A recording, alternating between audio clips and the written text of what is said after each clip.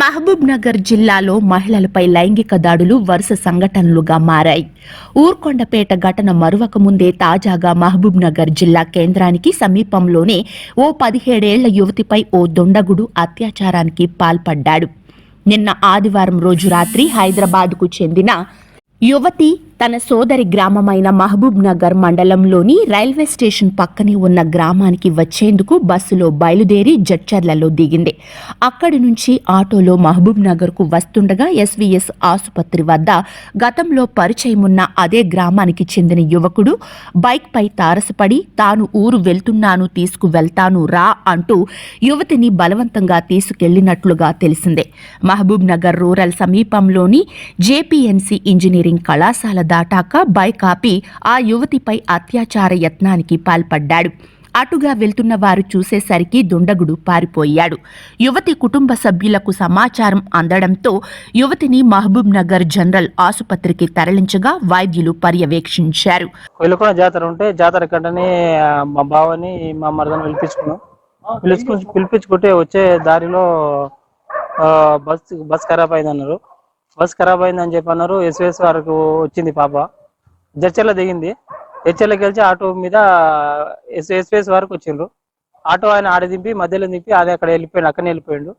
తర్వాత first connect మాట్లాడుకున్నారు.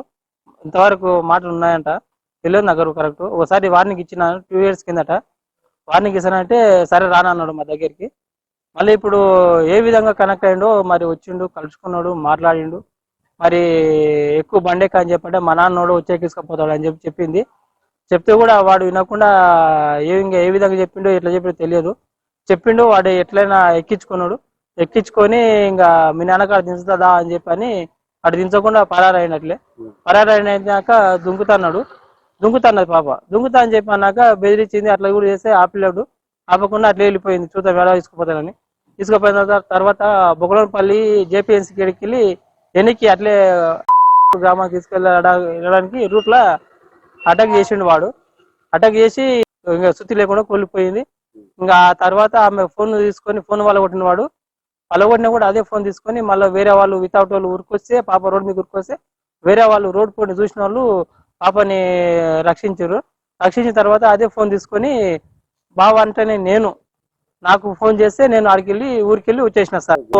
మొత్తం గాయాలు కూడా ఉన్నాయి సార్. లేకపోతే ఎట్లా బలత్కారం చేసిందా ఏదో ఒకటి చూడడం ముచ్చట ఎందుకు చెప్పలేను. ఆడైతే ఉగ్రాతలు అయితే అట్లే ఉన్నాయి, చెప్పులు వాని ఉన్నాయి. మహబూబ్ నగర్ లోని భరోసా కేంద్రం పర్యవేక్షకురాలు సుజాత ఆసుపత్రిలోని యువతిని పరిశీలించి పూర్తి వివరాలు సేకరించినట్లు కుటుంబ సభ్యులు తెలిపారు.